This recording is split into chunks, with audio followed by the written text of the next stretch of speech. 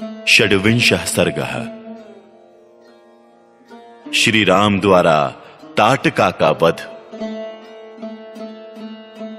मुनि की ये उत्साह भरे वचन सुनकर दृढ़ता पूर्वक उत्तम व्रत का पालन करने वाले राजकुमार श्री राम ने हाथ जोड़कर उत्तर दिया, भगवान, अयोध्या में मेरे पिता महामना महाराज दशरथ ने अन्य गुरुजनों के बीच मुझे ये उपदेश दिया था कि बेटा, तुम पिता के कहने से, पिता के वचनों का गौरव रखने के लिए कुशिक नंदन विश्वामित्र की आज्ञा का निःशंक होकर पालन करना, कभी भी उनकी बात की अवहेलना ना करना। अतः मैं पिताजी के उस उपदेश को सुनकर आप ब्रह्मवादी महात्मा की आज्ञा से ताटका वध संबंधी कार्य को उत्तम मानकर करूंगा, इसमें संदेह नहीं है। गौ, ब्राह्मण तथा समूचे देश का हित करने के लिए मैं आप जैसे अनुपम प्रभावशाली महात्मा के आदेश का पालन करने को सब प्रकार से तैयार हूं। ऐसा कहकर शत्रुदमन श्री राम ने धनुष के मध्य भाग में मुट्ठी बांधकर उसे जोर से पकड़ा और उसकी प्रत्यंचा पर तीव्र टंकार दी। उसकी आवाज से संपूर्ण दिशाएं गूंज उठी। उस शब्द से ताटका वन में रहने वाले समस्त प्राणी थर्रा उठे। ताटका भी उस टंकार घोष से पहले तो किंकर्तव्य विमूढ़ हो उठी, परंतु फिर कुछ सोचकर अत्यंत क्रोध में भर गई। उस शब्द को सुनकर वो राक्षसी क्रोध से अचेत सी हो गई थी। उसे सुनते ही वो जहां से आवाज आई थी उसी दिशा की ओर रोषपूर्वक दौड़ी। उसके शरीर की ऊंचाई बहुत अधिक थी। उसकी मुखाकृति विकृत दिखाई देती थी। क्रोध में भरी हुई उस विकराल राक्षसी की ओर दृष्टिपात करके श्री राम ने लक्ष्मण से कहा, लक्ष्मण, देखो तो सही, इस यक्षिणी का शरीर कैसा दारुण एवं भयंकर है। इसके दर्शन मात्र से भीरु पुरुषों के हृदय विदीर्ण हो सकते हैं। माया बल से संपन्न होने के कारण ये अत्यंत दुर्जय हो रही है। देखो, मैं अभी इसके कान और नाक काटकर इसे पीछे लौटने को विवश किए देता हूं। ये अपने स्त्री स्वभाव के कारण रक्षित है, अतः मुझे इसे मारने में उत्साह नहीं है। मेरा विचार यह है कि मैं इसके बल पराक्रम तथा गमन शक्ति को नष्ट कर दूं, अर्थात इसके हाथ पैर काट डालूं। श्री राम इस प्रकार कह ही रहे थे कि क्रोध से अचेत हुई ताटका वहां आ पहुंची और एक बांह उठाकर गर्जना करती हुई उन्हीं की ओर झपटी। ये देख ब्रह्मर्षि विश्वामित्र ने अपने हुंकार के द्वारा उसे डांट कर कहा, रघुकुल के इन दोनों राजकुमारों का कल्याण हो, इनकी विजय हो। तब ताटका ने उन दोनों रघुवंशी वीरों पर भयंकर धूल उड़ाना आरंभ किया। वहां धूल का विशाल बादल सा छा गया। उसके द्वारा उसने श्रीराम और लक्ष्मण को 2 घड़ी तक मुंह में डाल दिया।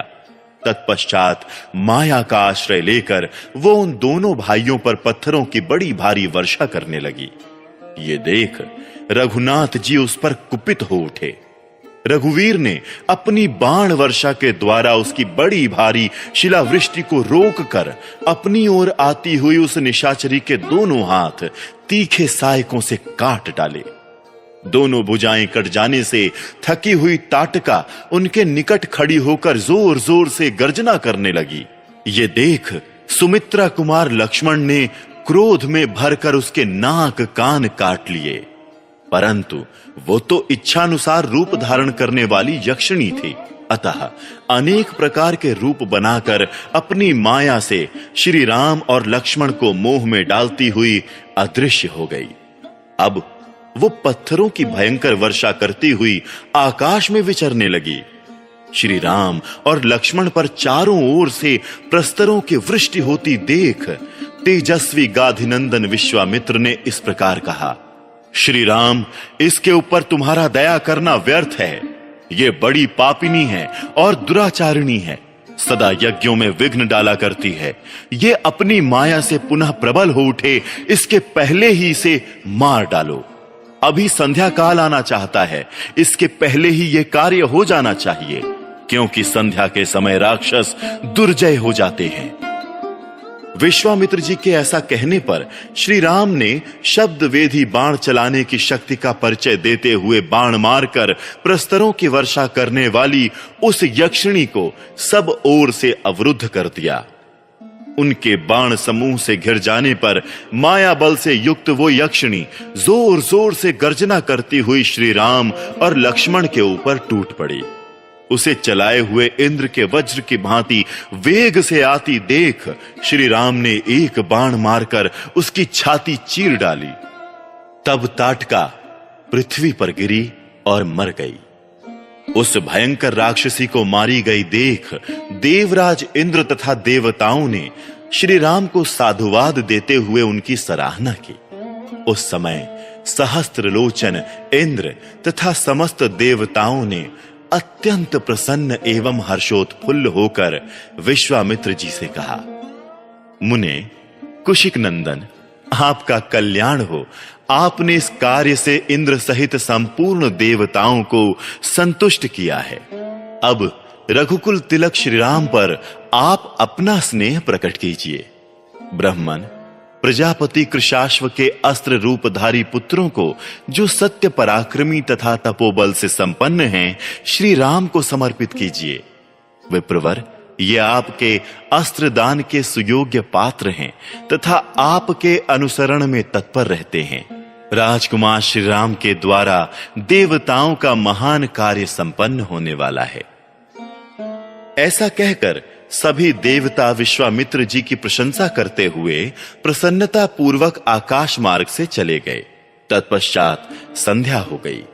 तदनंतर ताटका वध से संतुष्ट हुए मुनिवर विश्वामित्र ने श्री रामचंद्र जी का मस्तक सूंघकर उनसे ये बात कही, शुभ दर्शन राम, आज की रात में हम लोग यहीं निवास करें।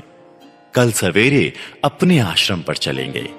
विश्वामित्र जी की ये बात सुनकर दशरथ कुमार श्री राम बड़े प्रसन्न हुए। उन्होंने ताटका वन में रहकर वो रात्रि बड़े सुख से व्यतीत की। उसी दिन वो वन शाप मुक्त होकर रमणीय शोभा से संपन्न हो गया और चैत्र रथ वन की भांति अपनी मनोहर छटा दिखाने लगा। यक्ष कन्या ताटका का वध करके श्री रामचंद्र जी देवताओं तथा सिद्ध समूहों की प्रशंसा के पात्र बन गए। उन्होंने प्रातः काल की प्रतीक्षा करते हुए विश्वामित्र जी के साथ ताटका वन में निवास किया। इस प्रकार श्री वाल्मीकि निर्मित आर्ष रामायण आदि काव्य के बालकांड में 26वां सर्ग पूरा हुआ।